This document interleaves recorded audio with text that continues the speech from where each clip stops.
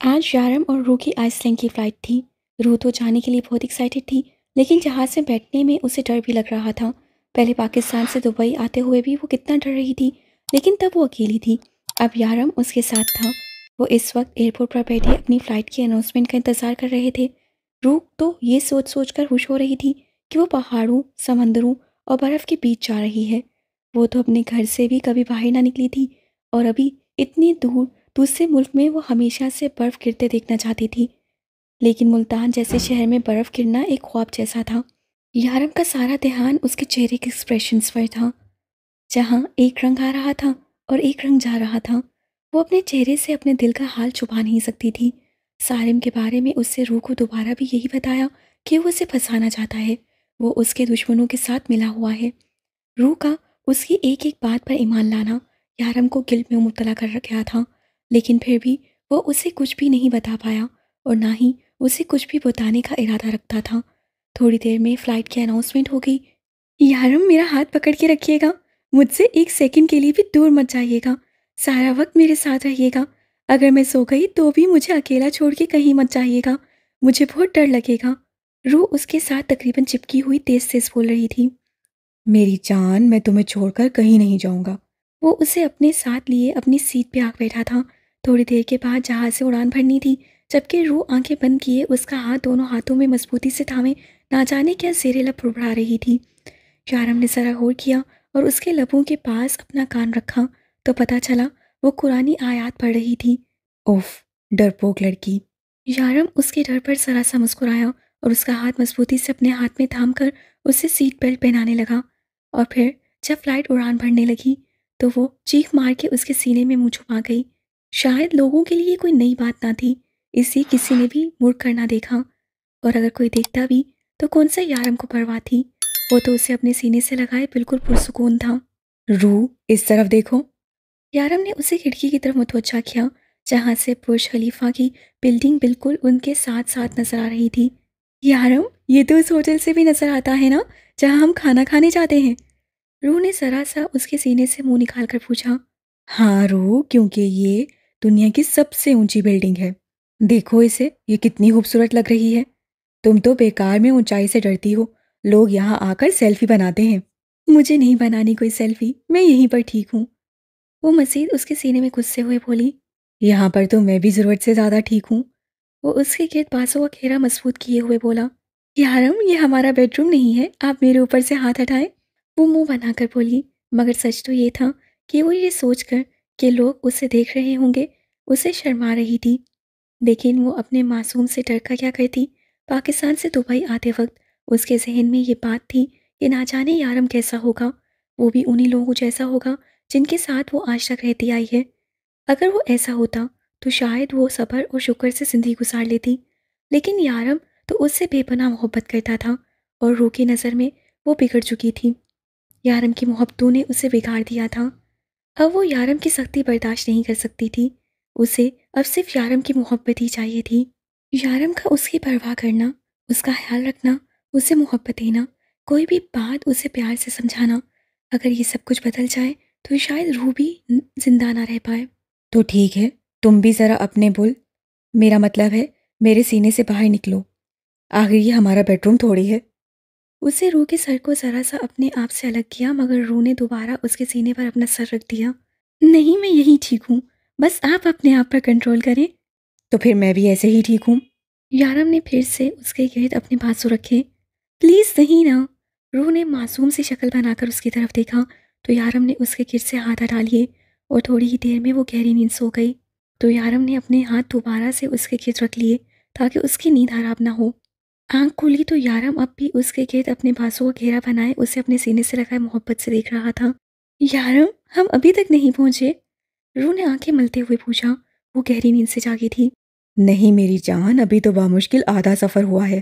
یہ تو بہت دور ہے، روح معصومیت سے کہتی ایک بار پھر سے اس کے سینے پر اپنا سر رکھ گئی۔ یارم، آئس لینڈ کے گورو کا ملک ہے؟ نیند تو وہ پوری کر چکی تھی تو اس کا سوال نامہ ایک بار پھر سے شروع ہو گیا۔ ہاں، یہ انگریزوں کا ملک ہے۔ یارم روح سے پہلے کبھی کسی سے اتنی بات نہیں کرتا تھا، وہ یہ سوچتا تھا کہ وہ اتنے سوال کہاں سے لاتی ہے، اور وہ بنا اکتائے اس کے ہر سوال کا جواب محبت سے دیتا تھا۔ میں نے تو خبروں میں کبھی اس ملک کے بارے میں کچھ خاص نہیں سنا۔ ہاں، کیونکہ اس ملک میں کچھ خاص ہوتا ہی نہیں۔ ہر ملک اپنی لڑائیاں اور فوجوں کی وجہ سے مشہور ہوتا ہے، جبکہ آئس لینڈ میں ایسا کچھ نہیں ہوتا۔ آئس لینڈ کے چاروں طرف سمندر ہے، تمہیں پتہ ہے رو، آئس لینڈ دنیا کا وہ واحد ملک ہے جس میں کوئی فوج سرے سے ہے ہی نہیں۔ یارم نے اس کی معلومات میں اضافہ کرتے ہوئے بتایا۔ کیا مطلب؟ فوج کے بغیر ملک کیسے چلتا ہے؟ کیا ان پر حملے نہیں ہوتے؟ روح حیران اور پریشان اس سے پوچھنے لگی۔ نہیں روح، اس ملک میں ایسا کچھ نہیں ہوتا۔ یہ دنیا کا سب سے امن پسند ملک ہے۔ یہاں پر کوئی فوج نہیں، یہاں تک کہ یہاں کی پولیس بھی اپنے پاس پستول، بندوق یا اس طرح کی کوئی چیز نہیں رکھتی۔ یہاں کی پولیس میں صرف نام کی پولیس ہے۔ اس ملک کو پولیس کی بھی ضرورت نہیں۔ یہاں کے لوگ ایک دوسرے سے بے وجہ نہیں لڑتے۔ یہاں کی عورتیں اپنے شوہر کے ساتھ بے وفائی نہیں کرتی۔ یہاں کے مرد ایک ہی شادی کرتے ہیں اور شادی سے پہلے کسی کے ساتھ بھی کوئی تعلقات قائم نہیں رکھتے۔ اور سب سے خاص بات، اس ملک میں جانور نہیں ہیں، اور جو ہیں وہ نظر نہیں آتے۔ میرا مطلب ہے اس ملک میں جانوروں کی تعداد صرف 1,500 ہے اور انسانوں کی تعداد 3.5 لاکھ سے زیادہ۔ اب 3 لاکھ لوگوں میں صرف 1,500 جانوروں کو ڈھونڈنا تو ناممکن ہے۔ یہاں کے لوگ جانور نہیں پالتے۔ اس ملک کی کرنسی کی قیمت بہت کم ہے، لیکن سب سے اہم بات یہ کہ دنیا کے سب سے امیر ترین ملکوں میں 9ویں نمبر پر ہے۔ اور کوئی سوال؟ یارم کے ذہن میں جو بہت سارے سوال آ رہے تھے ان سب کے جواب دے چکا تھا، لیکن پھر بھی شرارت سے اس سے پوچھنے لگا تو وہ نفی میں سر ہلا کر بیٹھ گئی۔ ایک سوال اور ہے۔ پھر اچانک اٹھ کر بولی، اسے آئس لینڈ کیوں کہتے ہیں؟ کیونکہ یہ دنیا کا سرترین علاقہ ہے جہاں سب سے زیادہ برف گرتی ہے۔ یارم نے ٹھہر ٹھہر کر جواب دیا۔ یارم، یہ خوبصورت تو ہے نا؟ میرا مطلب ہے جو کچھ آپ بتا رہے ہیں اس کے بعد مجھے نہیں لگتا کہ یہ جگہ کچھ خاص خوبصورت ہوگی۔ روح نے منہ بنا کر کہا۔ یارم مسکرایا۔ یہ دنیا کے خوبصورت ترین علاقوں میں سے ایک ہے۔ آپ کو تو اس ملک کے بارے میں بہت کچھ پتا ہے، آپ یہاں پہلے بھی آئے ہیں؟ ہاں، میں جب بھی سکون چاہتا ہوں میں یہاں آ جاتا ہوں۔ ابھی تو میں نے تمہیں ٹھیک سے کچھ بتایا بھی نہیں۔ تمہیں پتہ ہے اس ملک میں اتنی سردی ہونے کے باوجود بھی لوگ زیادہ کپڑے پہننا پسند نہیں کرتے۔ یارم نے مسکراتے ہوئے بتایا۔ کیا مطلب یہاں کے لوگ کپڑے نہیں پہنتے؟ روح کے کہتے ہوئے گال سرخ ہو رہے تھے۔ پہنتے ہیں میری جان، لیکن زیادہ نہیں پہنتے، کم کم پہنتے ہیں۔ یارم کے ڈمپل گہرے ہوئے۔ اس کے علاوہ ایک اہم بات جو میں وہاں پہنچ کر بتاؤں گا تمہارے لیے سرپرائز سے کم نہیں ہوگی۔ یارم نے مسکرا کر بتایا۔ یارم نے اسے اور بھی کچھ بتانا چاہا، لیکن روح تو ابھی تک کپڑوں والی بات پہ اٹکی ہوئی تھی۔ آئس لینڈ اندھیرے میں ڈوبا ہوا تھا۔ یارم، ہمیں پہنچتے ہوئے تو رات ہو گئی، روح نے اس کا ہاتھ تھامتے ہوئے کہا۔ تو یارم ذرا سا مسکرا دیا۔ نہیں بیوی، یہاں رات نہیں ہوئی، یہاں دوپہر کا 1:30 بج رہا ہے۔ یارم نے بتایا تو وہ حیران اور پریشان اس سے لکھنے لگی۔ کیا مطلب ہے آپ کا؟ اگر یہاں دوپہر ہے تو اتنا اندھیرا کیوں ہو رہا ہے، جیسے شام ہو؟ روح نے اسے دیکھتے ہوئے پوچھا۔ یہی وہ معلومات ہیں جو میں تمہیں دینا چاہتا تھا۔ آئس لینڈ میں سردیوں میں سورج طلوع نہیں ہوتا، اور اگر ہفتہ 15 دنوں کے بعد ایک بار ہو بھی جائے تو صرف اور صرف 3 سے 3.5 گھنٹوں کے لیے، ورنہ یہاں پر ایسے ہی شام کا منظر چھایا رہتا ہے۔ وہ اس کا ہاتھ پکڑ کے اپنے ساتھ لگائے آگے لے کے جا رہا تھا۔ یقیناً اسے بہت سردی لگ رہی تھی، وہ تو ٹھنڈ سے کانپ رہی تھی۔ یارم، آپ نے مجھے پہلے کیوں نہیں بتایا یہاں اتنی سردی ہوگی؟ وہ اپنے آپ کو شال سے کور کرنے کی کوشش کر رہی تھی، لیکن ناکام۔ سردی سے بچنا اتنا آسان نہ تھا۔ میں نے تو بتایا تھا بیبی، لیکن تم نے کہا کہ وہاں پر بھی ایسی ہی سردی ہوگی جیسے دبئی میں ہوتی ہے۔ یارم شرارت سے بولا تو روح اسے گھور کر رہ گئی۔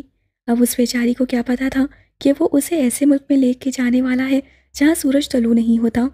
یارم، میری کلفی جم جائے گی، پلیز جلدی چلیں۔ ایئرپورٹ سے انہیں ہوٹل کی گاڑی لینے آئی تھی جہاں انہوں نے ہنی مون سویٹ بک کروایا تھا۔ اب صرف پارکنگ سے وہ ہوٹل کے اندر جا رہے تھے، جس پر روح سردی سے کانپ کانپ کر بے حال ہو رہی تھی۔ آئی ایم سوری میری جان، میں تو بس تمہیں یہ بتانا چاہتا تھا کہ دبئی میں سردی ہو نہ ہو، باقی ملکوں میں ہے۔ اب تمہیں اکتوبر میں بھی سردی نہیں لگ رہی تھی تو مجھے کچھ تو کرنا ہی تھا نا۔ وہ اب بھی شرارتی انداز اپنائے ہوئے تھا، جبکہ ساتھ ساتھ روح کو اپنے ساتھ لگائے اس کے بازو سے ہلا رہا تھا۔ آپ بالکل بھی اچھے نہیں ہیں یارم، وہ منہ بنا کر بولی، جبکہ بولتے ہوئے دانت بھی بچ رہے تھے۔ یارم، ہمارے کمرے میں کھڑکی تو ہوگی نا؟ اب تمہیں کھڑکی کیوں چاہیے؟ دیکھیے نا یارم، یہ ہوٹل کتنا خوبصورت ہے، میں کھڑکی سے دیکھوں گی کیونکہ باہر آنے کی ہمت نہیں ہے مجھ میں، اتنی سردی ہے یہاں۔ وہ اب بھی کانپ رہی تھی۔ کیا مطلب نہیں نکلو گی؟ تم تو مجھے دھمکیاں دے رہی تھی کہ مجھے بستر میں گھسنے نہیں دوگی؟ اب اپنے ہی ارادے بدل لیے محترمہ نے۔ ہاں تو آپ نے مجھے دھوکے میں رکھا، آپ نے مجھے بتایا ہی نہیں اتنی سردی ہوگی، اگر آپ مجھے بتا دیتے تو میں ایسے الفاظ سے ہی کہتی نا۔ وہ منہ بنا کر سارا الزام اسے ہی دینے لگی، جسے یارم نے مسکراتے ہوئے قبول کر لیا۔ بتائیں نا، کمرے میں کھڑکی ہے یا ایسے ہی ڈمپل سکھاتے رہیں گے؟ وہ اس کے ڈمپل کو دیکھتے ہوئے بولی۔ اگر نہیں ہوئی تو؟ یارم کچھ سوچتے ہوئے بولا۔ تو میں آپ کی ڈمپلز کھا جاؤں گی۔ وہ تھوڑی پہ ہاتھ رکھتے ہوئے سوچ کر بولی۔ بھوکی کہیں کی۔ یارم اس کے گال پر چٹکی کاٹتے ہوئے مینیجر سے اپنے روم کی چابی لینے لگا۔ یارم یہ کتنا پیارا کمرہ ہے، اس سے کمرے میں آتے ہی کہا۔ کمرے کو مکمل پھولوں سے سجایا گیا تھا، ہر جگہ لال پھولوں کی پتیاں ہی پتیاں تھیں، یہاں تک کہ ٹیبل اور بیڈ کی سائڈ ٹیبلز پر بھی پھولوں کے بڑے بڑے بوکے تھے۔ روح ایک ایک پھول کو چھوتی اصلی ہونے کا اندازہ لگا رہی تھی۔ یارو مجھے تو یقین ہی نہیں آ رہا ہم یہاں اس کمرے میں رہیں گے، کتنے پیارے پھول ہیں، آپ وہاں آرام سے کیوں بیٹھے ہیں، دیکھیں تو صحیح۔ وہ ایک پل کے لیے ساری سردی پھول چکی تھی، پھر پھولوں کے بوکے کے قریب جا کر اس کے پھولوں کو اپنی انگلیوں سے چھونے لگی۔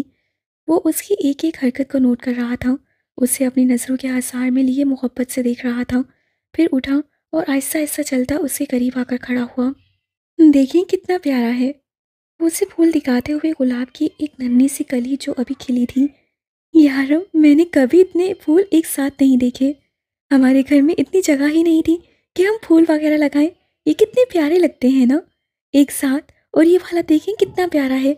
وہ ابھی بھی اسی پھول کو چھو رہی تھی۔ ہاں پیارا ہے لیکن میری جان سے زیادہ نہیں، وہ اس کا گال چومتے ہوئے بولا، اور اگلے ہی لمحے کھینچ کر اسے قریب کر لیا۔ وہ میں یہ بتا رہا تھا کہ اس کمرے میں کھڑکی نہیں ہے، یارم نے اپنا گال اس کے ہونٹوں کے قریب کرتے ہوئے کہا۔ وہ نہ سمجھی، وہ اس سے انچ بھر کے فاصلے پر کھڑی اسے دیکھنے لگی۔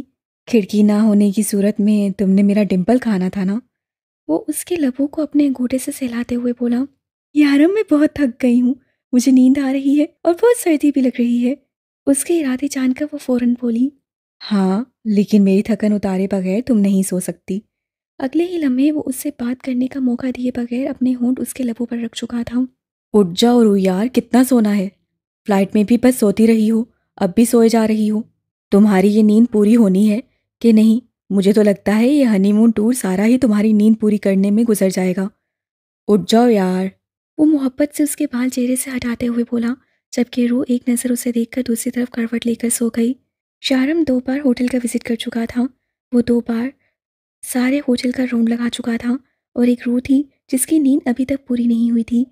کل جب وہ لوگ یہاں پہنچے تب یہاں برف باری نہیں ہو رہی تھی، ہاں لیکن ساری روڈز برف سے بھری ہوئی تھیں۔ روح نے کہا کہ اسے روئی جیسی برف خود پہ گرتے ہوئے دیکھنے کا شوق ہے، اور صبح ہی سے یہاں پہ برف باری ہو رہی تھی، اور روح اپنے بستر میں گھسی ہوئی تھی۔ یارم اپنا فون تک وہیں چھوڑ آیا تھا، اس سے کہا تھا کہ انہیں کوئی ڈسٹرب نہ کرے، ہاں لیکن اسے اس وقت یہ اندازہ نہیں تھا کہ روح نے یہاں آ کر صرف اپنی نیند ہی پوری کرنی ہے۔ اگر تم 1 منٹ میں نہ اٹھی نا تو انجام کی ذمہ دار تم خود ہوگی۔ اس کی دھمکی سے بھی وہ ٹس سے مس نہ ہوئی۔ یارم اٹھ کر کھڑکی کے پاس آیا، جو کہ کل پھولوں سے ڈھکی ہونے کی وجہ سے روح کو نظر نہیں آئی تھی، اور اسی کا فائدہ اٹھا کر یارم نے کہا تھا کہ اس کمرے میں کوئی کھڑکی نہیں، جبکہ ہوٹل کا یہ کمرہ آلریڈی یارم کے نام پر بک تھا۔ یارم جب بھی یہاں آتا تب اسی کمرے میں رہتا تھا، وہ اس کمرے کے چپے چپے سے واقف تھا۔ یہ کمرہ اس کی اپنی ملکیت تھا، جو اسے خریدا نہیں تھا بلکہ ہتھیایا تھا۔ ہوٹل کا مالک ایک بار دبئی آیا تھا اپنا کوئی کام کروانے، جس کے بدلے میں یارم نے اس سے اس کے ہوٹل کا سب سے پرسکون اور خوبصورت کمرہ اپنے نام لکھوا لیا تھا۔ یارم نے اپنا ہاتھ کھڑکی سے باہر نکالا، اور اگلے ہی لمحے اس کا ہاتھ تیز برف باری کی وجہ سے برف سے ڈھکنے لگا۔ برف کے نیچے ہاتھ بھی ٹھنڈا شخ ہو رہا تھا۔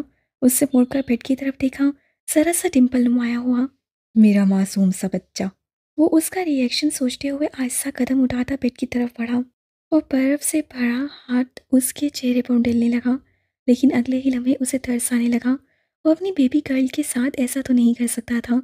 اس نے اپنے دوسرے ہاتھ کی چھوٹی انگلی سے ذرا سی برف اٹھائی اور آہستہ سے روح کی چھوٹی سی ناک پر رکھی۔ وہ بلبلا کر اٹھ بیٹھی اور اس کے ہاتھ میں برف دیکھ کر اسے کھونے لگی۔ یارم یہ آپ کیا کرنے والے تھے؟ اس سے برف سے بھرے ہوئے ہاتھ کی طرف اشارہ کیا، وہ صدمے سے اسے دیکھ رہی تھی۔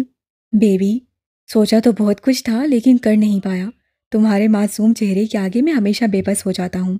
تمہارے معاملے میں یہ دل بہت ڈھیٹ ہوتا جا رہا ہے، میری تو کوئی بات سنتا ہی نہیں۔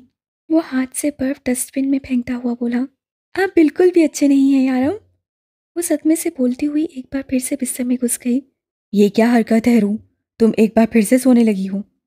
اسے روح کے چہرے سے کمبل ہٹایا، لیکن افسوس روح سونے نہیں لگی تھی بلکہ وہ سو چکی تھی۔ یا اللہ، کون سی نیندیں ہیں جو اس کی پوری نہیں ہو رہی؟ یارم سوچتا ہوا جیکٹ اور شوز اتار کر اسے کسی تکیے کی طرح اپنی باہوں میں بھر کر اس کے ساتھ ہی لیٹ گیا۔ نیند تو ویسے بھی پوری کر چکا تھا، لیکن پھر بھی یار روح کے قریب اس کا سکون تھا۔ روح آخر کار اپنی نیندیں پوری کر کے اٹھی تو اسے بھوک ستانے لگی، جبکہ یارم اس کے ساتھ ہی آنکھیں مودے لیٹا ہوا تھا۔ یارم، آپ سو رہے ہیں یا جاگ رہے ہیں؟ روح معصومیت سے اس کے چہرے پر ہاتھ پھیرتی پوچھنے لگی، جبکہ نیند میں ہونے کی وجہ سے 3 گھنٹے پہلے یارم نے جو ظلم اس پر کیا تھا وہ بھول چکی تھی۔ جاگ رہا ہوں بیبی۔ وہ اس کا ہاتھ اپنے ہاتھوں میں لے کر چومتے ہوئے بولا۔ تو پھر کچھ کریں، میرے پیٹ میں چوہے خودکشی کر کے حرام موت مریں گے، انہیں کچھ کھلا کر ان کی جان بچا لیں۔ روح معصومیت سے اپنے بھوکے چوہوں کی داستان سنا رہی تھی۔ نہیں میری جان، میں تمہارے معصوم چوہوں کو اس طرح سے حرام موت نہیں مرنے دوں گا۔ تم جاؤ، فریش ہو جاؤ، میں آرڈر کرتا ہوں۔ وہ زور سے اس کا گال چومتے ہوئے اٹھا۔ پھر ہم باہر چلیں گے گھومنے کے لیے۔ آج کی رات میں نے تمہارے لیے بہت اسپیشل سرپرائز پلان کیا ہے۔ وہ مسکرا کر اسے بتاتا ہوا لینڈ لائن فون اٹھانے لگا۔ یارم، باہر تو بہت سردی ہوگی نا؟ وہ اسے دیکھ کر پوچھنے لگی۔ بیبی، سردی جتنی محسوس کرو گی اتنی لگے گی نا، تم اسے محسوس ہی مت کرو، بس تم آج رات کے سرپرائز کے بارے میں سوچو۔ میں یہ ہنی مون ہمارا بیسٹ ٹور بنانا چاہتا ہوں، اور اس کا ایک ایک پل ہم اس ساری زندگی یاد رکھیں گے۔ میں اسے اسپیشل بنانا چاہتا ہوں، اور میں جانتا ہوں اسے اسپیشل بنانے میں تم میری مدد ضرور کرو گی، ہے نا؟ وہ اس کا چہرہ اپنے ہاتھوں میں تھامتے ہوئے پوچھنے لگا تو روح جوش میں زور زور سے گردن ہلانے لگی۔ یہ بات الگ تھی کہ اگر اسے پتا ہوتا کہ یہاں اتنی سردی ہے تو وہ یہاں کبھی نہیں آتی۔ یارم، یہ دیکھیں کیا ہو گیا؟ وہ ابھی اپنے کپڑے نکالنے رہی تھی جب اسی طرح بیگ اٹھا کر باہر آ گئی۔ کیا ہو گیا؟ یارم بھی پریشانی سے اسے دیکھنے لگا۔ یارم، یہ سب میرے کپڑے تو نہیں ہیں، دیکھیں یہ پتہ نہیں کس کے کپڑے ہیں، یہ جینس، یہ چھوٹی سی شرٹس، اور میں نے تو کبھی ایسے کپڑے نہیں پہنے، یہ میرے نہیں ہیں۔ وہ حیران اور پریشان ایک ایک کپڑا اٹھا کر اسے دکھا رہی تھی جو واقعی اس کے نہیں تھے۔ یارم بھی پریشان ہو کر کھڑا ہو گیا۔ لگتا ہے تمہارا بیگ کسی کے ساتھ چینج ہو گیا، رکو میں مینیجر سے پوچھ کے آتا ہوں۔ وہ سارے کپڑے بیگ میں ڈالتے ہوئے بولا، ایسے کیسے میرا بیگ چینج ہو گیا؟ یہ مینیجر دیکھ نہیں سکتا تھا۔ روح منہ بنا کر بولی۔ روح منہ بنائی اتنی کیوٹ لگ رہی تھی کہ یارم مسکرائے بنا نہ رہ سکا۔ بیبی غصہ مت کرو، میں ابھی پوچھ کے آتا ہوں اسے، تب تک تم یہ سارے کپڑے واپس پیک کر دو، جس کے ہیں اسے واپس بھی دینے پڑیں گے۔ وہ مسکراتا ہوا روم سے باہر نکل آیا۔ ہم آپ سے معذرت ہاں ہیں سر، آپ کی وائف کا بیگ جن لوگوں کے ساتھ بدلا ہے وہ یہاں سے چیک آؤٹ کر چکے ہیں۔ ہوٹل کے مینیجر نے اپنی محسوس زبان میں جواب دیا۔ کوئی بات نہیں، اٹس اوکے۔ یارم آئس لینڈک زبان میں جواب دیتا وہ واپس کمرے میں آ گیا۔ بیبی کچھ بھی پہن لو ان میں سے، کیونکہ تمہارے لیے ایک بہت بری خبر لایا ہوں۔ یارم کمرے میں آتے ہی بیڈ پر لیٹ گیا۔ جن لوگوں کے ساتھ تمہارا بیگ چینج ہوا ہے نہ وہ اس ہوٹل کو چھوڑ کر جا چکے ہیں، اور اس ملک میں تمہیں پاکستانی کپڑے ملیں گے نہیں۔ دعا کرو کہ اس لڑکی کو وقت پر پتہ چل جائے کہ اس کا بیگ چینج ہوا ہے، اسی کنڈیشن میں تمہارا بیگ واپس مل سکتا ہے، ورنہ تمہیں یہاں پر انہی کپڑوں کے ساتھ گزارا کرنا ہوگا۔ اگر تم چاہو تو ہم شاپنگ پہ بھی جا سکتے ہیں، لیکن تمہیں یہاں پر ایسے ہی کپڑے ملیں گے۔ یارم میں تو ایسے کپڑے نہیں پہنتی، آپ کو تو پتہ ہے نا، میں یہ عجیب کپڑے نہیں پہن سکتی۔ وہ پریشانی سے ایک ایک کپڑا اٹھا کر اسے دکھا رہی تھی۔ دیکھو رو، جلدی فیصلہ کرو، میں تمہیں پہلے ہی بتا چکا ہوں کہ اب ہم باہر جانے والے ہیں، اور میں نہیں چاہتا کہ کپڑوں کی ضد کی وجہ سے میرا سرپرائز خراب ہو، اسی لیے جلدی سے ان میں سے پہننے کے لائق کپڑے دیکھو اور پہن لو، اور فکر کرنے کی ضرورت نہیں ہے، ہم کل ہی شاپنگ کریں گے اور تمہارے لیے کچھ پہننے کے لائق کپڑے خرید لیں گے، لیکن وقتی گزارا تو کرنا پڑے گا نا، پلیز اب جلدی کرو۔ آپ نے مجھے حجاب بھی لانے نہیں دیا، اگر وہ میرے پاس ہوتا تو میں نیچے یہی کپڑے پہن لیتی، لیکن اب بنا ابایا کہ آپ مجھے یہ بے فضول ناقابل قبول کپڑے پہننے کے لیے کہہ رہے ہیں، آپ نے ایسا جان بوجھ کر تو نہیں کیا نا؟ روح نے انگلی اٹھا کر اس کی طرف شک کی نظروں سے دیکھا۔ روح، میں ان مردوں میں سے نہیں ہوں جو اپنی بیوی کو کسی اور کی توجہ بنائے، اگر میں تمہیں ایسے کپڑے پہنانا چاہوں تو بھی مجھے اس طرح کے بہانے کرنے کی ضرورت نہیں ہے۔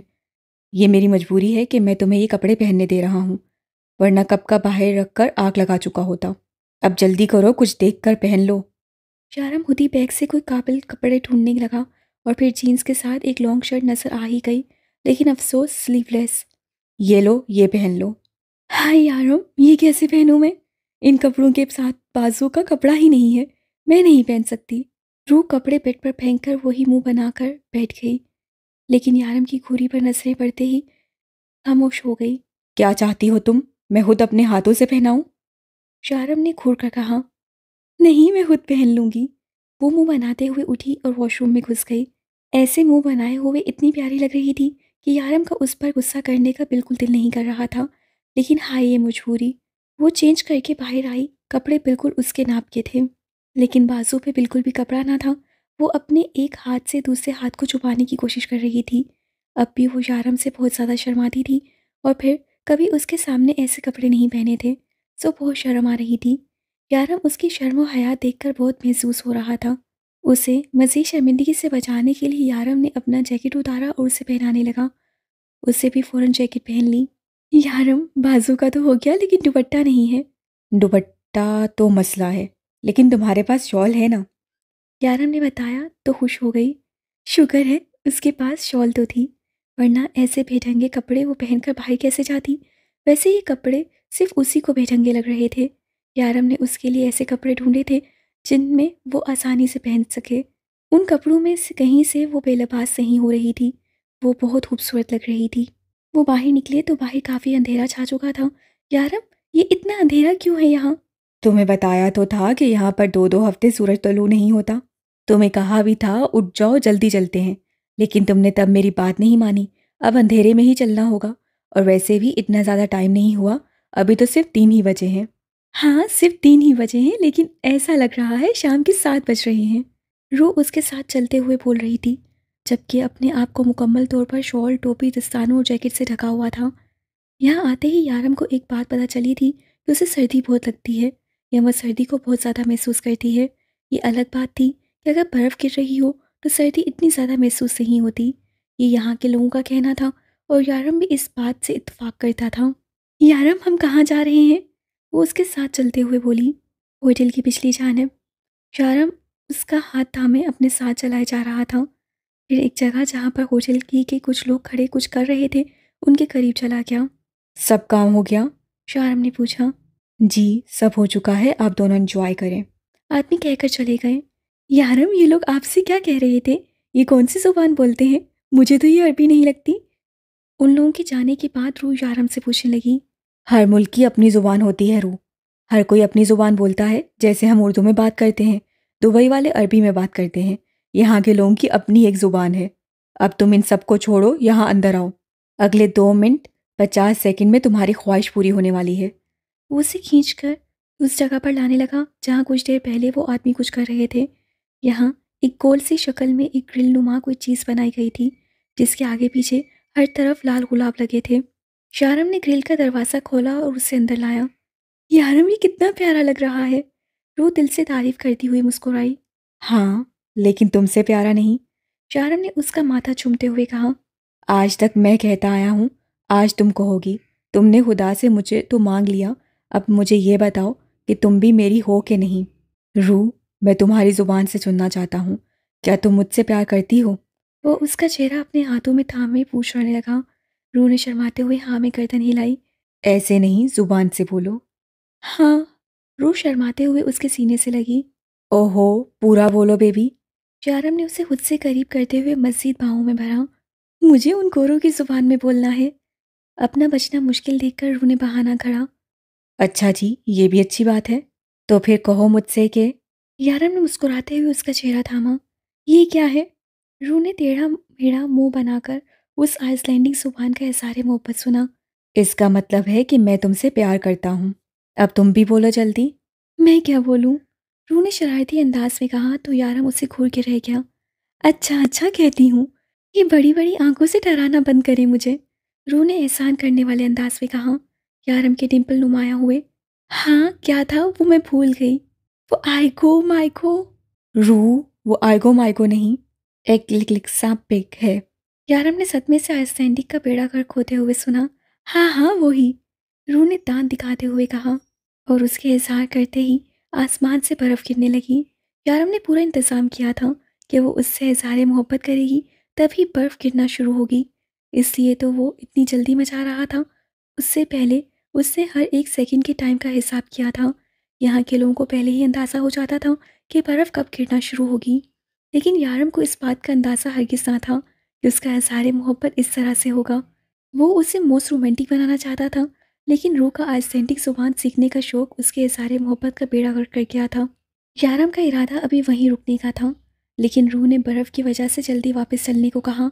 यारम का कहना था कि वो डिनर करके जाएंगे, लेकिन रू ने कहा कि वो डिनर भी रूम में करेंगे क्योंकि उससे बहुत सर्दी लग रही थी। आखिर यारम को रू ही की बात माननी पड़ी। वो उसे रूम में चलने का कहकर खाना ऑर्डर करने चला गया। इस लड़की को देखो कितनी खूबसूरत और हॉट है। हाँ यार, ये तो बहुत ही ज़्यादा हॉट है। रू अपने कमरे की तरफ जा रही थी जब पास खड़े लड़कों ने उसकी तरफ देखकर कमेंट्स पास किए। रू तो उनकी जुबान समझती ही नहीं, और ना ही उसने उन लड़कों को अपनी तरफ मुतवज्जा देखा। वो तो उनके पास से गुस्से कर अपने कमरे की तरफ जाने लगी, जबकि यारम ये सब कुछ सुन चुका था। गुस्से से उसके माथे की रगें तक बाहर उभर रही थी।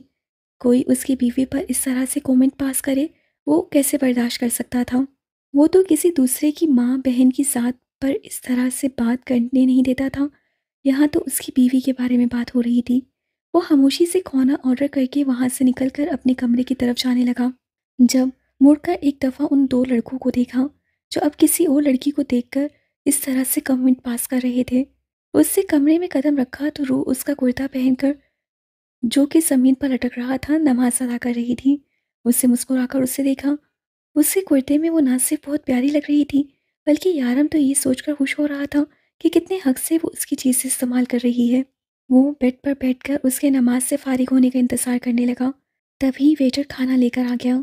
यारम ने दरवाजे से उसके हाथ से खाने वाली ट्रे को खुद पकड़कर अंदर घसीट लिया। फिर खाना टेबल पर लगाकर उसका इंतज़ार करने लगा, जो कि अब दुआ मांग रही थी। मैं ये कपड़े चेंज करके आती हूँ। वो नमाज से फारिग होकर वॉशरूम जाने लगी। अरे क्यों जा रही हो? इतनी प्यारी तो लग रही हो। क्यों चेंज करना चाहती हो? यहाँ आओ, बैठो और खाना खाओ। कहाँ प्यारी लग रही हूँ? मुझे तो लगता है मैं इनमें गुम हो जाऊंगी, रू ने मुंह बनाकर कहा। डोंट वरी, मैं ढूंढ लूंगा। यारम ने हंसते हुए कहा तो वो उसके करीब आकर बैठ गई। आप कितने झूठे हैं ना। आप कहते हैं आप मुझसे इतना प्यार करते हैं, और मैं आपसे एक चीज़ मांगती हूँ, वो आप मुझे देते ही नहीं। रू रूठे अंदाज में बोली। अरे मेरी जान, मैं तो इंतज़ार में बैठा रहता हूँ कि तुम कब मुझसे कुछ मांगोगी। बताओ, तुम्हें क्या चाहिए? यारम पूरी तरह उसकी तरफ मुतवज्जा था जब रू ने अपने हाथ की शहादत की उंगली उसके टिम्पल पर रखी। ये, मुझे ये चाहिए। अरे मेरा बेबी, ये तो हैं ही तुम्हारे। तुम जब चाहे ले लो। बल्कि मैं ऐसा करता हूँ, इस गाल पे एक टैटू बनवा लेता हूँ जिस पे लिखा हो रूहे यारम की प्रॉपर्टी, ताकि ये तुमसे कोई भी ना छीन पाए। उससे मुकम्मल डिम्पल्स की नुमाइश करते अपने लब उसके गाल पर रखे। यारम आंखें बंद करें, रू ने शर्माते हुए कहा। क्यों? यारम का बस चलता तो वो कभी उसका शर्माया शर्माया सा ये रूप अपनी आंखों से ओझल ना होने देता। करे ना प्लीज़, रू जिद्दी से अंदाज से बोली। ओके। यारम ने बस इतना कहकर अपनी आंखें बंद कर ली। नो चीटिंग, रू ने फिर से कहा। आई नेवर चीट रू। यारम आंखें बंद किए हुए बोला। रू ने यकीन करके उसकी आंखें बंद हैं उसके चेहरे के करीब आई और अपने होंठों को बिल्कुल उसके लबों के करीब ले गई, मगर हिम्मत न कर पाई, इससे पीछे हो गई। फिर हौसला पैदा किया और फिर उसके करीब गई। रहने दो रू, तुमसे नहीं होगा। यारम आखिर बोल पड़ा। होगा ना, रू कंफ्यूज सी बोली, मगर लड़खड़ा गई। Okay then. वो उसी के अंदाज में कहता मज़ीद उससे करीब हुआ। रू ने एक बार फिर से अपनी तमाम तर हिम्मत जमा की और उसके करीब गई, और फिर हिम्मत हार कर उसके गाल पर अपने रब रख दिए। बस हो गया, कहा था ना तुमसे नहीं होगा। यारम जी भर के बदमज़ा हुआ। हाँ मुझसे नहीं होता, और आप बिल्कुल भी अच्छे नहीं हैं, मुझसे बात मत कीजिएगा। रू अपनी शर्मिंदगी छुपाते हुए उठकर बेड पर गई और सर से पैर तक कंबल तान कर लेट गई, जबकि उसका प्यारा सा रूप यारम को अंदर तक सरशार कर गया था। रात के तकरीबन 1 बजे का वक्त था। यारम अभी तक जाग रहा था, जबकि उसके पास सेठी रू मुकम्मल ख्वाबों की दुनिया में थी। वो आराम से उसके करीब से उठा। वो अपने बैग की तरफ गया। एक मुट्ठी में बैग से कोई चीज़ निकाली और उसी मुट्ठी में दबा कर कमरे से बाहर निकल गया। वो आहिस्ता आहिस्ता चलता पूरे होटल को देख रहा था, जहाँ इस वक्त रिसेप्शन पे एक लड़की बैठी थी। उस लड़की की आंखें बंद थीं। वैसे भी यारम उस लड़की की नज़रों में आए बगैर वहाँ से निकलना चाहता था। उसने अपने आप को हुड से कवर किया ताकि कोई उसे पहचान न पाए। यारम इतनी खामोशी से निकला कि अपनी आहट तक उस लड़की को महसूस न होने दी। बाहर अभी तक बर्फबारी हो रही थी। यारम आहिस्ता आहिस्ता से चलता स्विमिंग पूल तक आया, जो कि बर्फ से ढका हुआ था। इतनी सर्दी में यहाँ पर लोग नशे में धुत मौसम एंजॉय कर रहे थे। इस मुल्क में शराब पीना गलत न समझा जाता था। यहाँ हर कोई शराब का आदी था। वो आहिस्ता से उन आदमियों के करीब आया और उनके कंधे पर हाथ रखकर कहने लगा, वहाँ पे बाहर कोई तुम्हें बुला रहा है। वो आदमी एक नज़र दरवाजे की तरफ देखते और फिर उसकी तरफ स्माइल पास करके बाहर की तरफ निकल गए। यारम कुछ देर उन लड़कों के साथ रहा जो डांस और नशे में मुकम्मल होश और हवास से बेगाना थे। फिर आहिस्ता आहिस्ता गैर महसूस अंदाज से वहाँ से निकलकर उन लड़कों के पीछे चला गया। पर यहाँ पर तो कोई नहीं लगता है। उस लड़के ने हमसे झूठ कहा है। उससे हमसे झूठ क्यों बोला? देख लूंगा मैं उसे। चलो चल के देखते हैं। यहाँ पर तो हमें किसी ने नहीं बुलाया। यहाँ पर तो कोई नहीं है। वो दोनों वापस जाने के लिए मुड़े, जब देखा यारम सामने गेट पर खड़ा था। ओह शिट, डेविल आ गया। शारिफ ने डरते हुए कहा, आपको कैसे यकीन है कि वो होंगे? रू ने पूछा। मुझे पता है वही होगा। देखो तुम मुझे बचा लेना। तुम मेरी प्यारी बहन हो ना। प्लीज़ मुझे अपने शौहर के हाथों से बचा लेना। उन्होंने ज़रूर आपको किसी और काम के लिए भेजा होगा और आप यहाँ आ गए, यही बात है ना? रू ने पूछा और दरवाजे की तरफ जाने लगी। कौन है? मैं हूँ रू, दरवाज़ा खोलो। बाहर से यारम बोला। उससे पलट कर देखा। मैं अच्छी या लाइला? अंदाज में शरारत साफ झलक रही थी। अरे तुम अच्छी हो मेरी माँ, खुदा के लिए मुझे बचा लेना। शारिफ ने मिन्नत की और रू ने हंसते हुए दरवाज़ा खोल दिया। लेकिन दरवाज़ा खोलते ही यारम रू को इग्नोर करता हुआ शारिफ की तरफ बढ़ा और उसे गिरबान से पकड़ लिया। तुम्हारी हिम्मत कैसे हुई यहाँ आने की? मैंने मना किया था ना तुम लोगों को कि यहाँ कोई नहीं आएगा। वो गुस्से से फनकारा था। यारम, ये क्या कर रहे हैं आप? छोड़े उन्हें। रू पहले तो उसके जाराना अंदाज पे घबराई और फिर आगे बढ़कर शारिफ को छुड़वाने लगी। सौरभ, तुमने मेरा भरोसा तोड़ा है। क्यों आए थे तुम यहाँ? ये लैला मुझे बता चुकी है। तुम्हारा मैं वो हश्र करूँगा जिसे तुम सारी जिंदगी याद रखोगे। वो गुस्से से उसकी तरफ बढ़ा जब रू ने उसे अपनी तरफ खींचा। वो मुझसे मिलने आए थे। क्या मेरा भाई मुझे इस घर में मिलने नहीं आ सकता? बोलते हुए रू की आवाज़ काफ़ी ऊंची हो गई। खबरदार, जो आपने मेरे भाई को कुछ भी कहा। वो उन दोनों के बीच ढाल बनकर खड़ी थी। भाई, मैं आपका भरोसा कभी नहीं तोड़ सकता। आपके अलावा मेरा है ही कौन? शारिफ को फिर से इमोशनल दौरा पड़ा था। मैं तो भाभी के हाथ का खाना खाने आया था। वो अब बहन से भाभी हो गई थी। और अभी मुझे चाय बना के देने वाली थी कि आप आ गए। वो मासूमियत से बोला। बहुत भूख लगी थी तुम्हें? खाना तो तुम्हें मैं खिलाऊंगा। वो एक नज़र रू को देखकर उसे घूरते हुए बोला। घूरना बंद करें मेरे भाई प्लस सेवर को। ओ खबरदार, जो ने डांटा। भाई आप यहाँ बैठिए, मैं आपके लिए चाय लाती हूँ। ये यारम की मोहब्बत ही थी जो उसे बोलने की इजाज़त दे रही थी। यारम की मोहब्बत ने उसे चंद दिन में ही बहुत कॉन्फिडेंस दिया था। शारफ ने इजाज़त तलब नज़रों से यारम की तरफ देखा। उसे झटक कर टाई ढीली करता वहीं सोफे पर बैठ गया। भाई, मैं आपका भरोसा कभी नहीं तोड़ सकता। मुझे नहीं पता लैला ने आपसे क्या कहा, लेकिन उसने मुझे यहाँ आने का चैलेंज किया था कि मैं रू भाभी को यहाँ आकर ये कहूँ कि लैला उनसे ज़्यादा खूबसूरत है। फिर रू भाभी मेरे लिए खाना लेके आई। लेकिन मेरा यकीन करें, मैंने आपका भरोसा कभी नहीं तोड़ूंगा। मैं रू भाभी को कभी नहीं बताऊंगा। और अगर आप चाहते हैं तो मैं चाय भी पिए बगैर यहाँ से चला भी जाऊंगा। वो मासूमियत की रिकॉर्ड तोड़ते हुए बोला। खाना ठूस चुके हो तो चाय भी पी के ही जाना। आखिरकार साले हो मेरे। यारम को आज शारफ की मासूमियत ने नहीं बल्कि रूह के दबंग बोलकर अपने भाई के सपोर्ट ने शॉक किया था। शारफ को यहाँ से भेजने के बाद वो अपने कमरे में चला गया। उसका अब ऑफिस जाने का कोई इरादा ना था। लैला ने उसे ये बताया था कि शारिफ रूह को सब कुछ बताने के लिए क्या है। उसे शारिफ पर बहुत भरोसा था, लेकिन फिर भी रूह के मामले में वो किसी पर यकीन नहीं कर पाता था। जब से रूह उसकी ज़िंदगी में शामिल हुई थी, एक अजीब सा डर उसे घेरे हुए था। कहीं वो उससे दूर ही ना हो जाए, कहीं वो उससे नफरत न करने लगे, कहीं वो उसे छोड़ कर न चली जाए।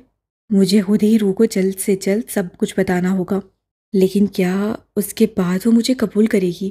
وہ ایک ہاتھ کھڑکی پر ٹکائے کھڑکی سے باہر دیکھنے میں مصروف تھا جب کسی نے پیچھے سے اسے اپنی باہوں میں لیا۔ روح کا ہاتھ اس کے سینے پر تھا اور اس کا سر اس کی بیک پر۔ آپ مجھ سے ناراض ہیں کیا؟ وہ دھیمی آواز سے منمنائی تھی۔ میں کیوں تم سے ناراض ہوں گا؟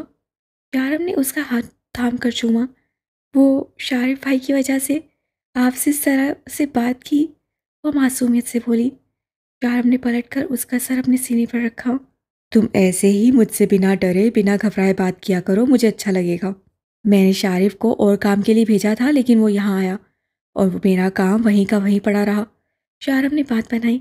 کر دیں گے نا کام، آپ کو پتہ ہے شارف بھائی مجھے پانی پوری کھلائیں گے، روح نے خوش ہوتے ہوئے بتایا۔ کیا بات ہے، مطلب کہ تم شارف کی فیوریٹ لسٹ میں شامل ہو چکی ہو؟ ہے اچھی بات ہے۔ آج سارا دن کیا کیا؟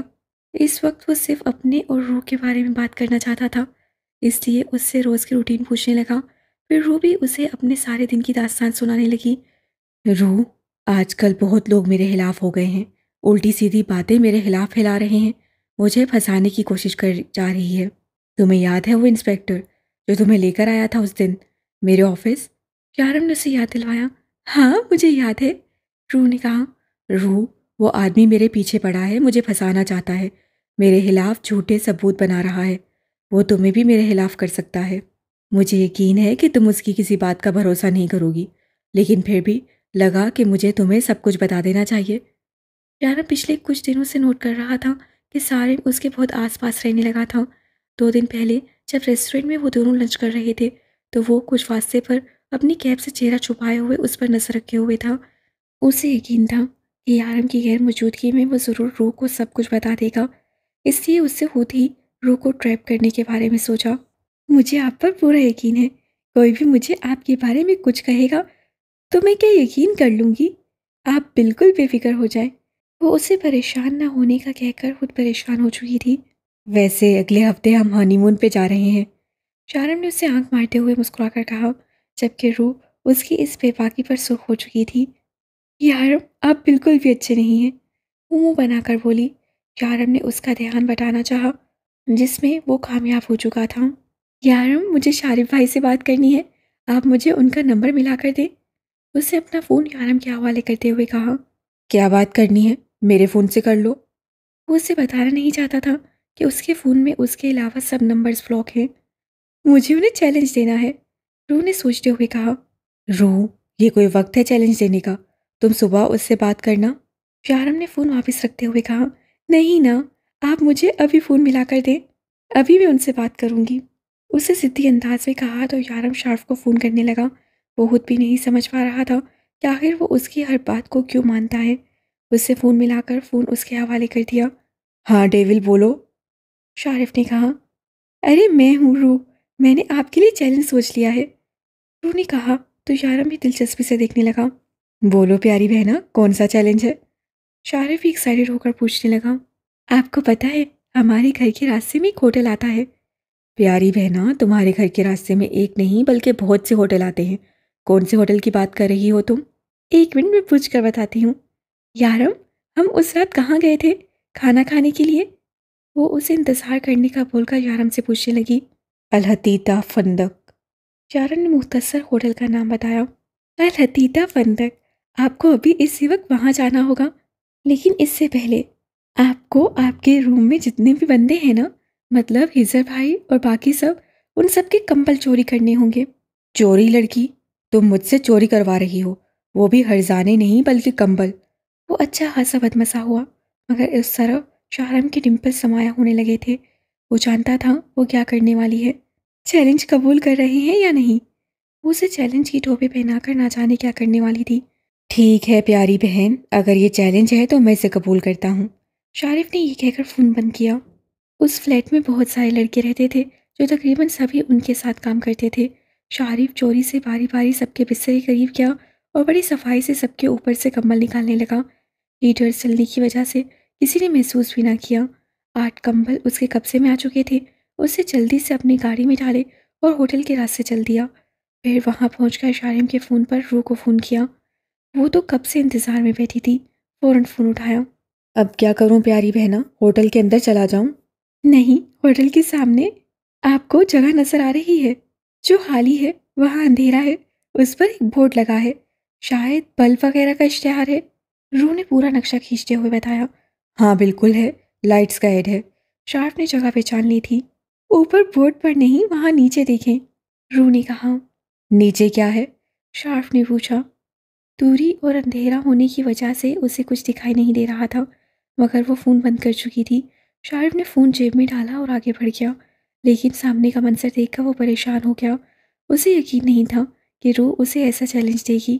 وہ فوراً گاڑی کے پاس آیا اور وہاں سے کمبل نکالنے لگا۔ جلدی سے وہ کمبل نکالے اور دوڑ کر اس بورڈ کے نیچے آیا۔ یہاں چھوٹے چھوٹے یتیم بے سہارا بچے زمین پر سردی سے کانپ رہے تھے۔ اس سے جلدی سے بچوں کے اوپر کمبل ڈالنا شروع کیا۔ ایک بچہ جاگ رہا تھا۔ کیا تمہیں سردی لگ رہی ہے؟ شارف نے پوچھا۔ سردی بھی اور بھوک بھی، بچے نے روتے ہوئے کہا۔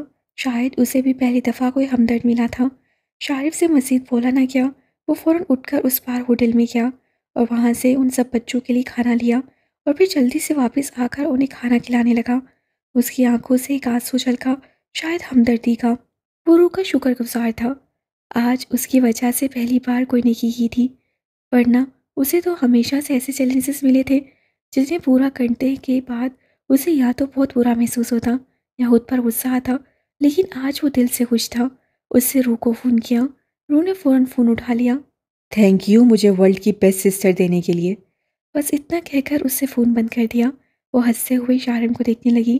تم مجھے بھی تو کہہ سکتی تھی اس کام کے لیے۔ شارم نے کہا۔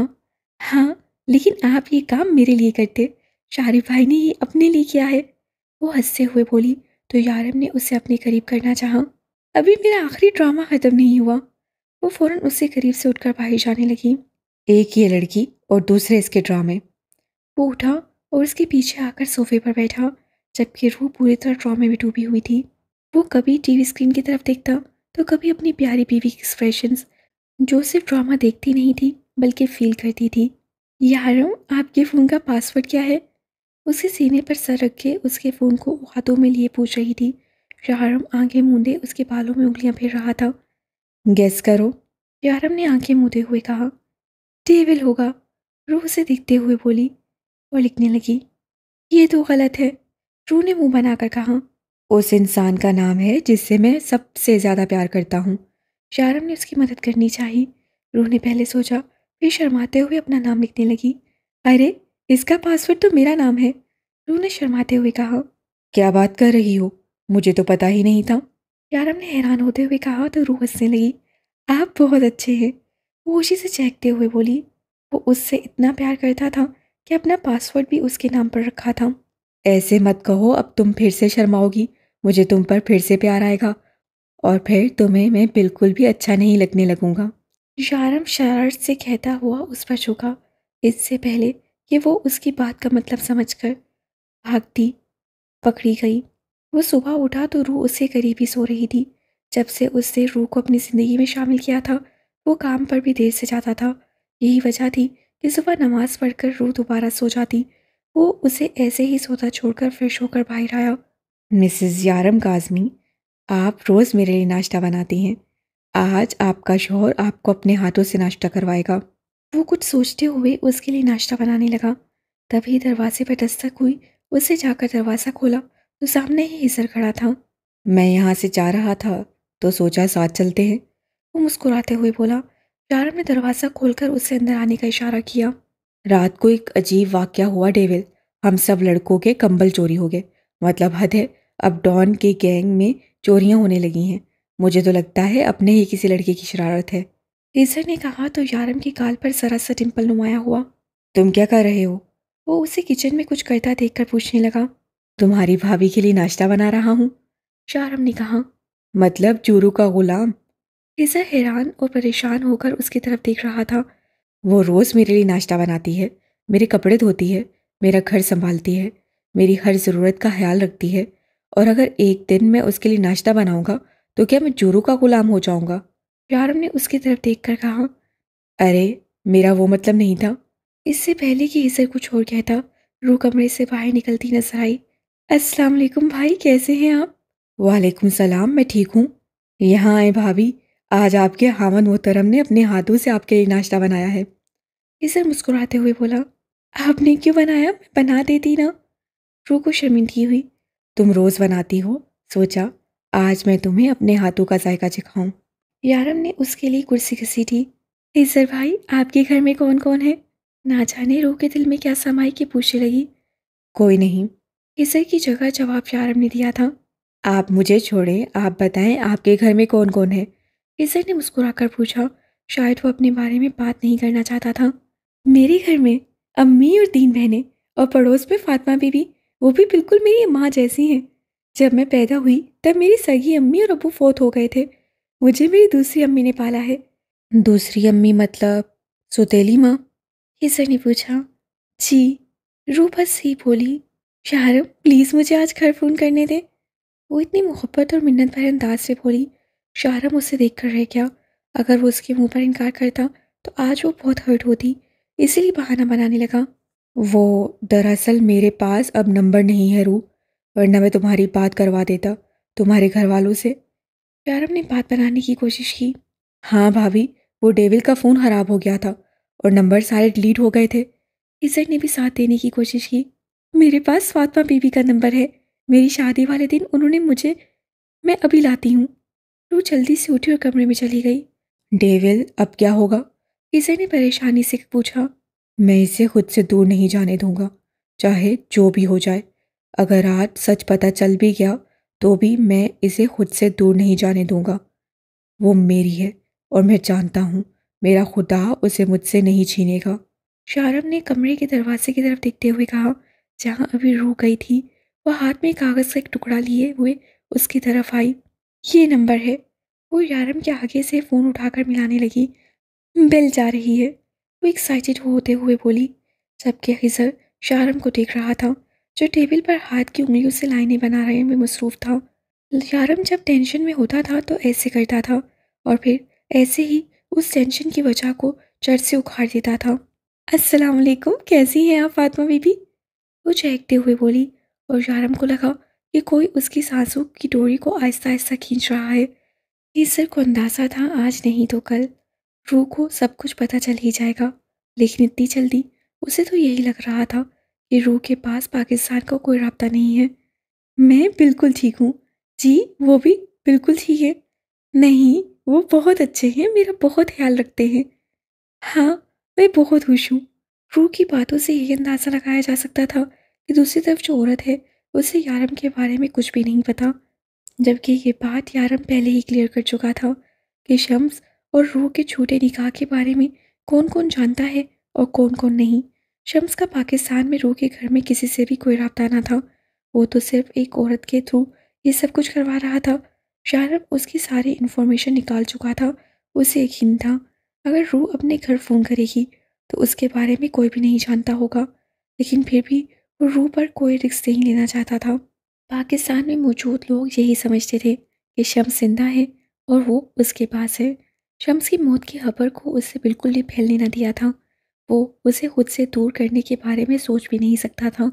اگر وہ سب کچھ پہلے ہی پلان نہ کر چکا ہوتا تو روح کو اتنی آسانی سے پاکستان میں کسی سے بات کرنے نہیں دیتا، لیکن پھر بھی اس کے اندر ایک ڈر تھا، کہیں روح سے دور نہ ہو جائے، کہیں اسے سب کچھ پتہ نہ چل جائے۔ وہ کتنی ہی دیر اس کے فون پر فاطمہ بی بی سے بات کرتی رہی، جبکہ یارم بھی اب بے فکری سے ناشتہ کر رہا تھا۔ میں نے تمہیں روح کے پاسپورٹ اور کارڈ کا کہا تھا۔ ہاں، میں دونوں کا انتظام کر دیتا ہوں، میں سب کچھ کروا چکا ہوں۔ اسر بھی پرسکون ہو گیا۔ شاہرم، یہ میرا آئی ڈی کارڈ ہے؟ وہ تو آئی ڈی کارڈ، پاسپورٹ اور ہنی مون کی ٹکٹ ہاتھوں میں لیے بے یقینی سے پوچھ رہی تھی۔ ہاں میری جان، یہ تمہارا ہے، تمہیں یاد نہیں تم نے فوٹو بنوایا تھا اور ان پیپرز پہ اپنے سائن بھی کیے تھے۔ میں کتنی اچھی لگی ہوں نا اس میں؟ وہ کارڈ پر اپنا فوٹو دیکھتے ہوئے بولی۔ یارم بے اختیار مسکرایا۔ میری جان ہے ہی بہت خوبصورت۔ اس کا ماتھا چومتے ہوئے پیار سے اس کے ہاتھ سے پیپر سے لیے، کیونکہ اسے ہنی مون اور پاسپورٹ سے زیادہ اپنا کارڈ بننے کی خوشی ہو رہی تھی۔ 2 دن کے بعد ہم یہاں اپنے ہنی مون ٹور کے لیے نکل رہے ہیں، لیکن اس سے پہلے یہاں پر تمہاری ساری رجسٹریشن ضروری ہے۔ تمہیں فیک پاسپورٹ سے دبئی بلایا گیا تھا، وہ سب کچھ بھی ٹھیک کروانا ہوگا۔ یارم نے کچھ سوچتے ہوئے کہا، اف یارم، اگر آپ مجھے ٹھیک طریقے سے یہاں بلاتے تو یہ سب کچھ نہیں ہوتا نا۔ ایک اور مصیبت، پتہ نہیں آپ کو اتنی جلدی کیوں تھی؟ روت ٹیڑھے میڑے منہ بناتی لیٹ گئی۔ ہاں تو تمہارے بغیر نہیں رہا جا رہا تھا۔ وہ اس پہ جھکتا زور سے اس کا گال چومتے ہوئے بولا، یارم ہم کہاں جائیں گے؟ وہ ایکسائٹڈ ہو کر اس کی طرف کروٹ لے کر پوچھنے لگی۔ Ice land. اس نے اس کے گرد اپنے بازو خائل کرتے ہوئے کہا۔ یہاں سے کتنی دور ہے؟ زیادہ نہیں، فلائٹ میں 11 ساڑھے 11 گھنٹے لگ جاتے ہیں۔ یا اللہ، 11 ساڑھے 11 گھنٹے! اتنی دیر ہم کیسے بھیجیں گے جہاز میں؟ وہ اس کے مزید قریب ہو کر پوچھنے لگی۔ ویسے ہی جیسے تم پاکستان سے دبئی تک بیٹھی تھی۔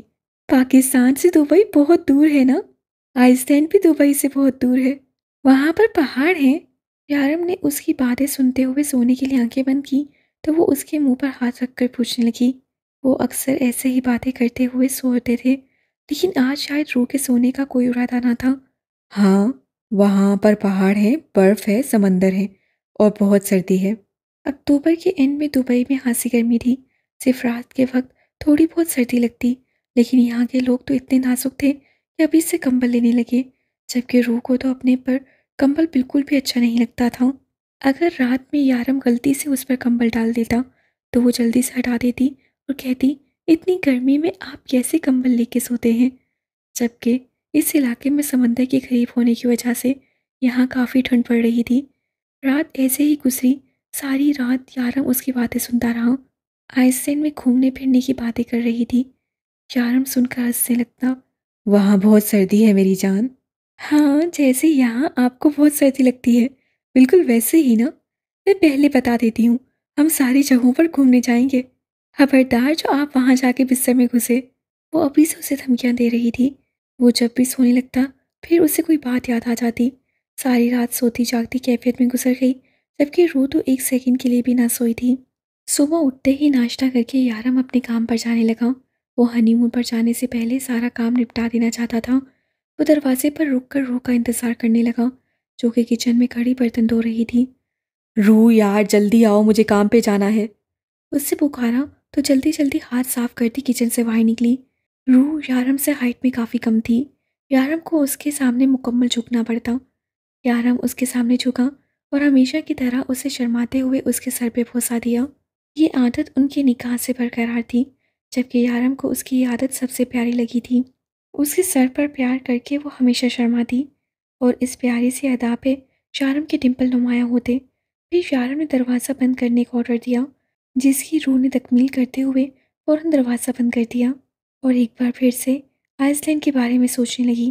کل تقریباً 1 گھنٹہ فاطمہ بی بی سے باتیں کرتی رہی، ان سے گھر کا نمبر بھی مانگا تھا، لیکن فاطمہ بی بی نے کہا کہ انہیں بھی تو کبھی نمبر کی ضرورت نہیں پڑی، لیکن کل یا پرسوں وہ اس کے گھر جا کر اس کی امی کا نمبر لے لیں گی۔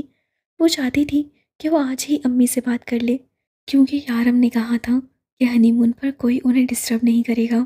شارف آفس پہنچا، سب سے پہلا ٹکراؤ اس کا لیلا سے ہوا۔ تم مجھے اگنور کر رہے ہو؟ میں تم سے بات کرنا چاہتی ہوں اور تم مجھے دیکھتے تک نہیں، کیا مسئلہ ہے تمہیں؟ مجھے کوئی مسئلہ نہیں، لیکن میں تم سے بات نہیں کرنا چاہتا۔ تم نے جو اس دن میرے ساتھ کیا ہے نا، وہی بہت ہے۔ تم نے ڈیول کی نظروں میں مجھے گرانے کی کوشش کی۔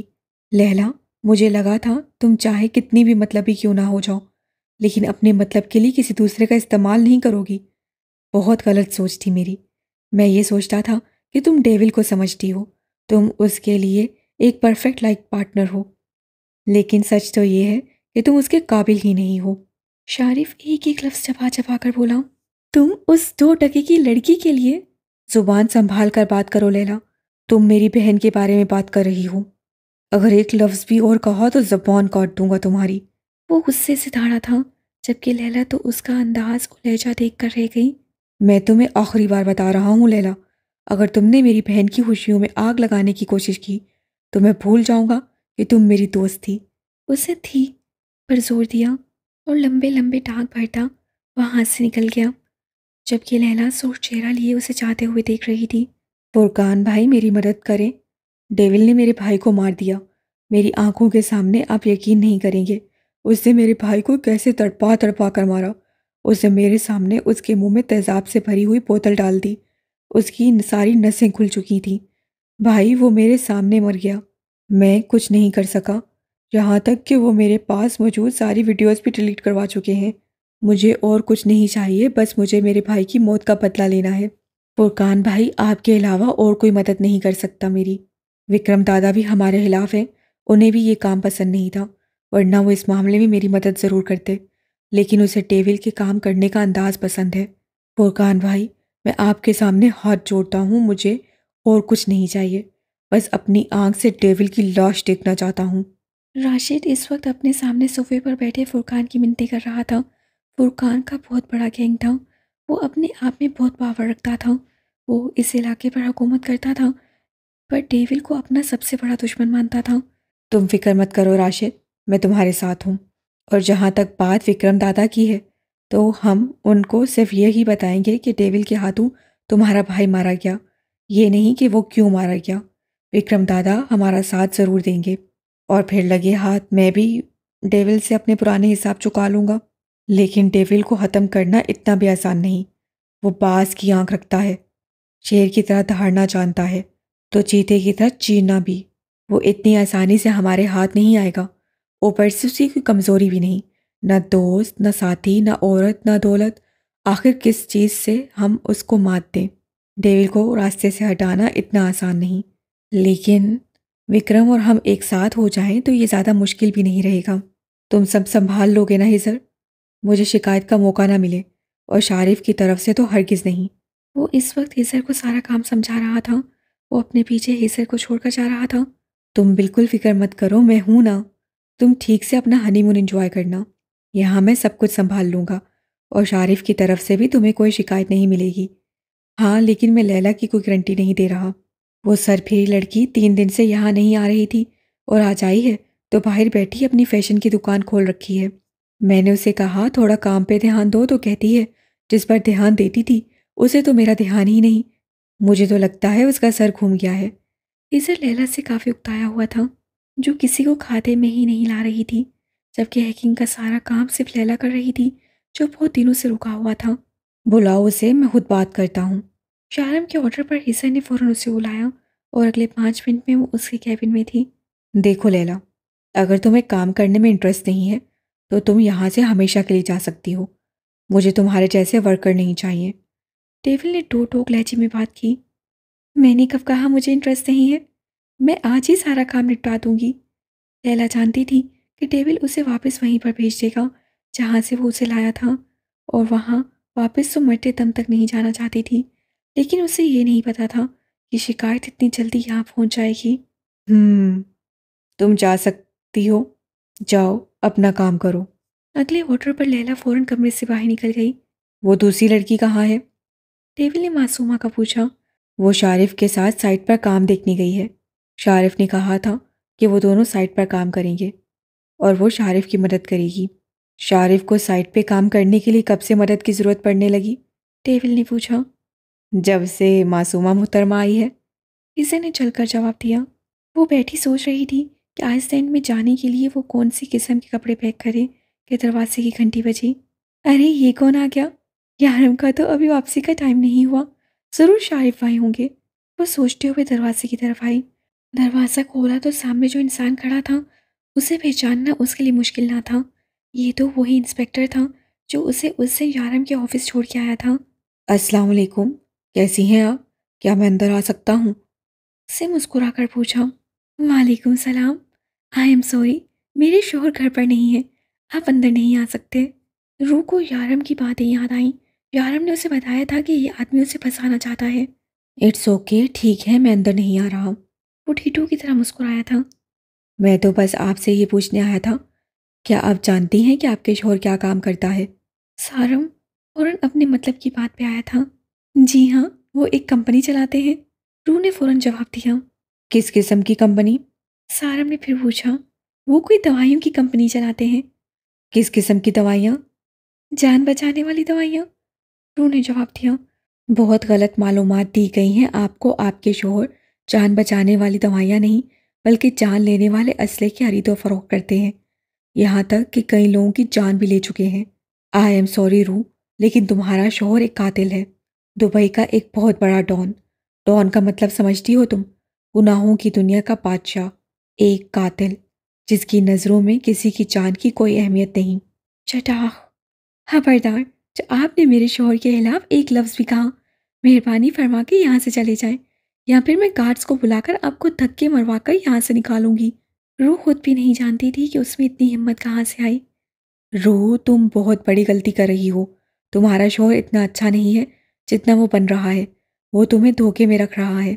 بہت پچھتاؤ گی روح، میری مدد کرو۔ ایسے انسان کی عام دنیا میں کوئی جگہ نہیں ہے۔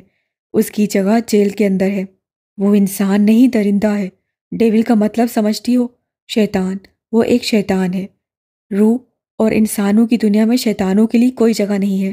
بس کریں، خدا کے لیے چلے جائیں یہاں سے، روح تقریباً چلاتے ہوئے بولی۔ اس کے منہ پر سے دروازہ بند کر دیا۔ سارم کافی دیر تک دروازہ کھٹکھٹاتا رہا، لیکن روح نے دروازہ نہیں کھولا۔ تھوڑی دیر کے بعد وہ چلا گیا تو روح نے یارم کو فون کر کے سب کچھ بتایا۔ وہ فون پر بھی مسلسل رو رہی تھی۔ وہ تو شکر ہے یارم، آپ نے یہ ساری باتیں پہلے ہی مجھے بتا دی، ورنہ نہ جانے یہ گرا ہوا آدمی مجھے آپ کے خلاف کیا کیا بتاتا۔ آپ کو پتا ہے وہ کیا کہہ رہا تھا؟ وہ کہتا ہے آپ قاتل ہیں، آپ نے خون کیے ہیں لوگوں کے، لیکن میں نے بھی اسے بتا دیا کہ آپ ایسے نہیں ہیں، اور نہ ہی آپ ایسا کچھ کر سکتے ہیں۔ وہ روتے ہوئے بول رہی تھی، اور اس کا ہر آنسو یارم کے دل پر گر رہا تھا۔ میں نے تمہیں منع کیا تھا سارم، میرے کام میں دخل اندازی کر سکتے ہو لیکن میری پرسنل لائف میں نہیں۔ تم نے میری روح کو مجھ سے دور کرنا چاہا، اس کی قیمت تمہیں چکانی پڑے گی۔ روح کا فون بند ہوتے ہی اس سے سارم کو فون کیا تھا۔ اس کا نمبر دیکھتے ہی سارم نے فون اٹھا لیا۔ بھابھی کے ہاتھ کا تھپڑ کیسا لگا؟ پہلا سوال ہی بے ڈھنگا سا تھا۔